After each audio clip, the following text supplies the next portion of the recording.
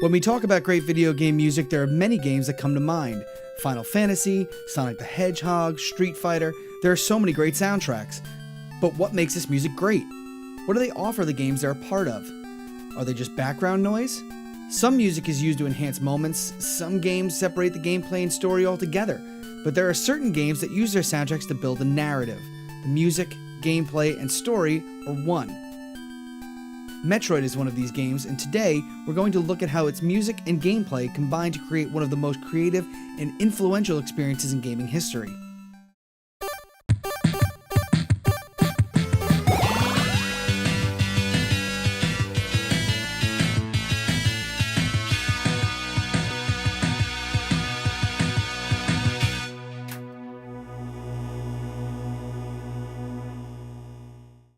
In 1986, Nintendo was dominating the video game industry. After the video game crash in the mid-80s, the NES had brought home consoles back to prominence, and Nintendo released some of the most important games of the era: Super Mario, The Legend of Zelda, Punch-Out!, tennis. Anyone for tennis? And in August of that year, Nintendo released Metroid on the Famicom Disk System and a year later on cartridge in the US. Now, all of the music in this video is from the Disk System version, which, if you don't know, had an extra sound channel allowing for a deeper musical capability. Here's a quick comparison.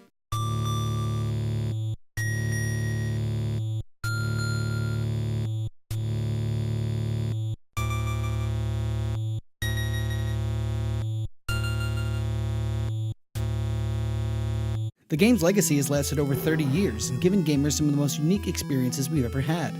And its music has influenced not only other soundtracks, but game design as well. At the time of its release, Metroid was in a league of its own, forgoing the bright, colorful, and playful visuals of games like Super Mario and opting for a much darker and serious tone. In Metroid, you play as Samus Aran, a bounty hunter on a mission to destroy the infamous space pirate Mother Brain.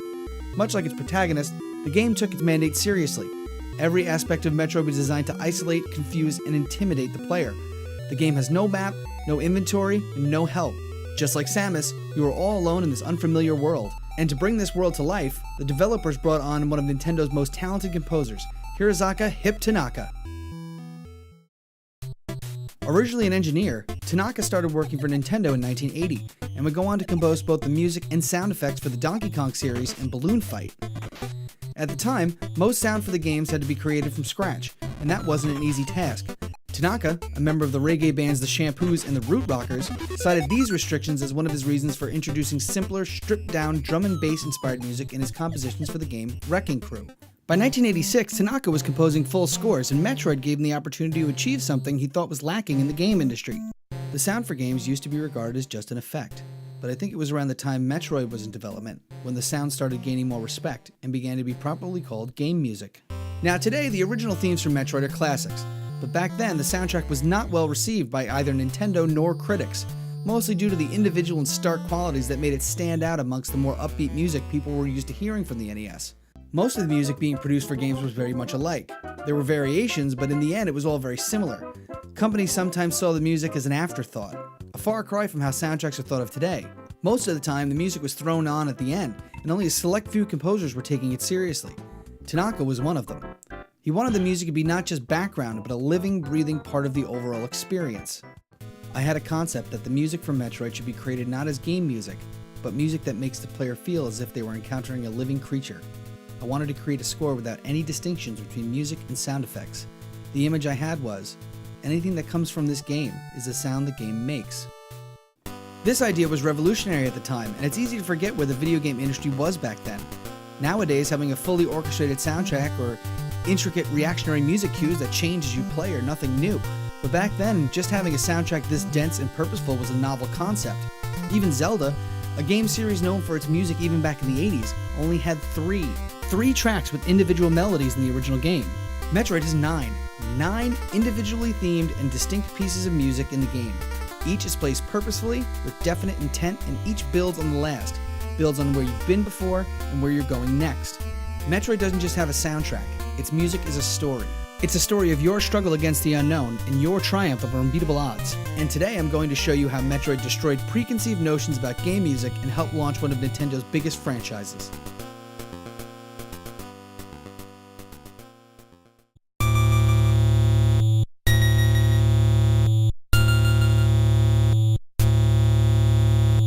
first thing we hear when we boot up the game is that low drone, accented by seemingly random chimes. It's oppressive. It's unknown. We don't know what we're getting ourselves into, but we know that it's serious. But as the track evolves, we start to hear those chimes come together into a pleasing, dreamy melody. The descending line matches the stars in the background. It's a synergy of sound and visuals that translates more than just the individual parts. And when it morphs again, we get the slightest hint that what we're about to experience isn't a typical adventure. The time signature changes from standard 4/4 to a waltzier 3/4. Though it may seem like just one number, remember that, because we're going to come back to that important distinction later.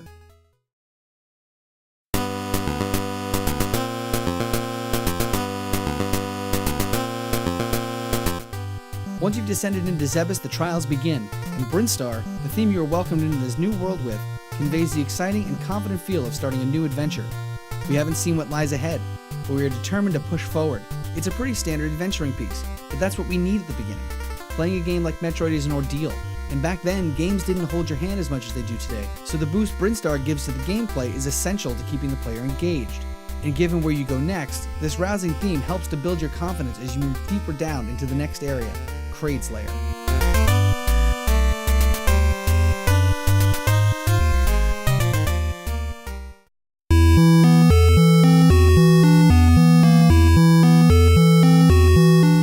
The first thing you notice about this theme is its feel. From the driving Brinstar, we transition to the slower waltz of Kraid's theme. Kraid's theme, with its new 6/8 time signature, feels mysterious, even odd at times. Going from that very familiar standard rhythm of Brinstar, Kraid's theme immediately switching meter throws you off. The second section brings back that spacey progressive rock feel from the title theme.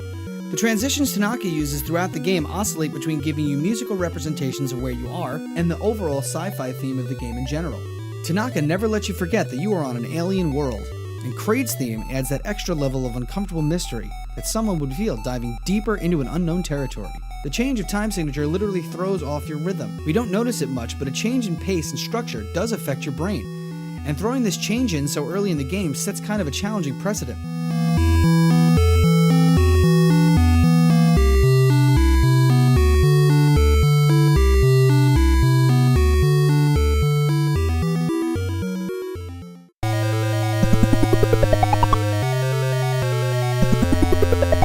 When you face Kraid, the music changes to the Torian theme, which serves as the boss music for Kraid and Ridley. Now this piece isn't really that remarkable. It doesn't serve a character purpose or pertain particularly to Kraid or Ridley, but it is a great example of what Tanaka was trying to do with the score. Torian may not be as significant to the music as other themes in the game, but those random boops and frantic melodies serve a purpose, just like the underground theme in Mario. Torian puts you in an uneasy place and makes the fights with both Ridley and Kraid that much more impactful. Torian will return in another one of my favorite uses of music in Metroid later on.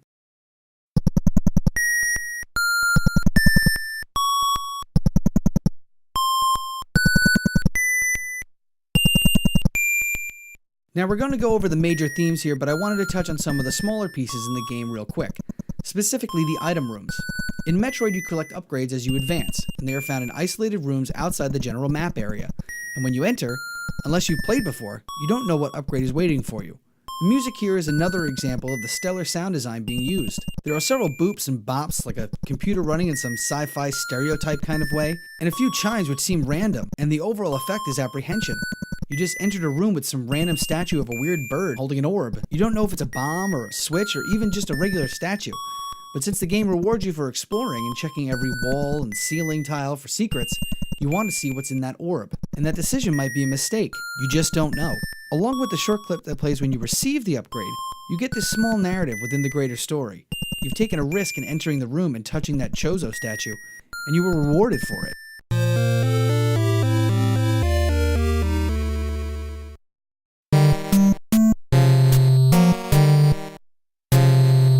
So we've beaten Kraid and descended even further down into the molten depths of Zebes, and must now find our way through Norfair.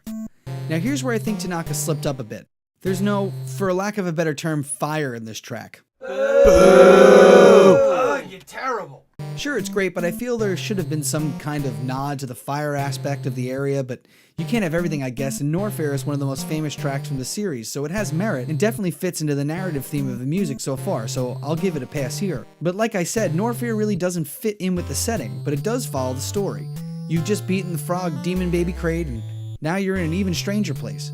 Norfair uses another modulating time signature to kind of keep you off kilter. It's not standard 4/4 time signature or even a waltz like Kraid's theme. The time signature changes between 6/8 and 7/8. Most people will hear this as off time, like the music is lagging or something. By this point, you've killed a boss, explored a larger maze, and collected power-ups, and your journey is taking its toll. You have a mission, but it's not over yet, and once you come up against Ridley, the strangest of this world could be too much. Since this game didn't have a save feature, you, as the gamer, are probably pretty stressed and tired too. Eventually, Norfair adds some very calm, pleasant chords, giving the player an eerie and ultimately false sense of peace in the underground inferno.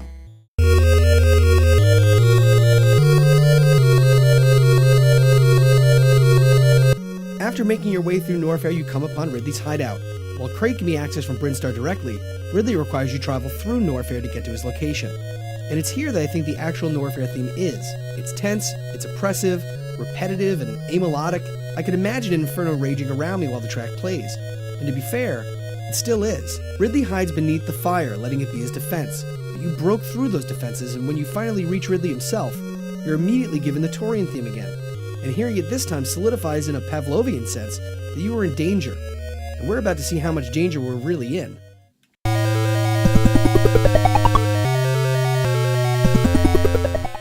With Ridley defeated, it's time for the final push. It's time to take on Mother Brain.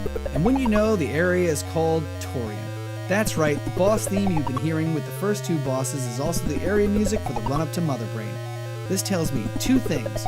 One, Tanaka wanted you to be just as stressed in this part of the game as you would be during a boss fight, and using a boss theme during the regular gameplay is a great way to do this. It feels like you're about to fight a boss the entire time, even though this is just the area surrounding Mother Brain. And two, that this area is harder and more dangerous than what we've come up against so far. This is the end.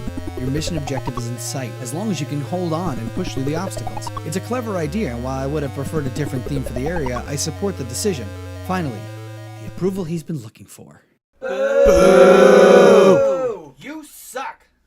Okay, so you've beaten Kraid and Ridley, you've gotten all the missiles and suits and bombs and yada yada yada, and made it through the gauntlet of Torian to arrive at the private turret factory American Gladiator Stadium quarters of Mother Brain.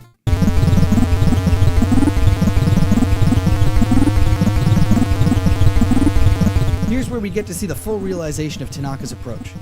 In the boss room, all you hear is a pattern of two chromatic notes ascending twice and then descending twice over and over. It's incredibly stressful and frantic. You really feel the tension and time sensitivity of the fight. On top of that chromatic progression, we hear this bubbly booping sound, which perfectly fits with the glowing spheres we have to dodge during the fight. This is the ultimate goal of your adventure. This is your mission. It's all come down to this. And all the stress and fear and danger you've encountered in your descent culminate with this fight. The Zebetite theme isn't unique in gaming, especially for the period, but it does serve its purpose. And sometimes it's not the individuality or innovation that makes something great, but how well it does its job. And Zebetite is a perfect example of this.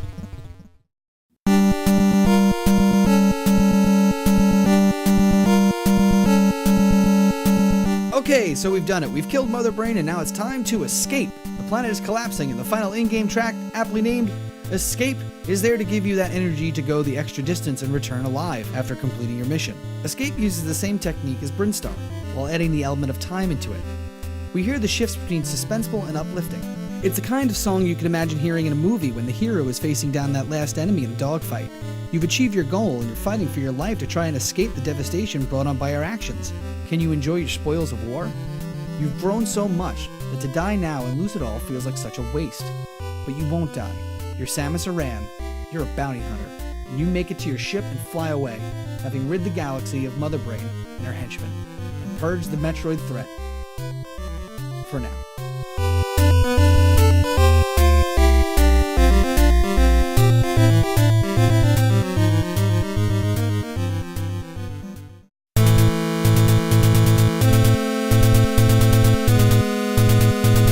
And with that, we reach the credits. Most games at this point would give you a title screen or maybe a thanks for playing text or something, and some games just kicked you to the main menu, but not Metroid. We get some text telling us of our victory and praying for peace in space. Twice. We get a scene of Samus celebrating and waving to us, and we all know the famous ending, so I won't go over that, but the track is definitely a great way to end the game. It starts out very militaristic, very action movie. but it slowly gives way to the rearranged melody for the title theme. Those descending chimes return and we get to remember back on our adventure. We remember the fun and danger and our struggle against the odds. Metroid is probably one of the best adventures Nintendo has ever given us, and Tanaka's score not only enhanced that adventure, it made it something we would all remember. The memory of when we saved the galaxy. Metroid is not a game you play, it's a game you feel. That's why Metroid has survived 30 years of an ever-changing game industry. That and Smash Brothers. Now obviously this is just my opinion. I don't know if Tanaka made a conscious decision to link these pieces of music, but to me they flow. They have a life of their own. And a lot of music is about personal viewpoint, so you may see this differently than I do, and that's okay. So in closing, while Super Metroid gets most of the love on the music end, and we'll get there, the original Metroid is a classic, and so is its soundtrack. Hey everyone, I apologize for the delay in getting this out. We had major technical problems in the middle of production, but it's here now. I'm super excited for you all to see what's up next from High Score. So make sure you like and subscribe to Neon Streetlight to get the notifications for our next video. Thanks for watching and have a wonderful day.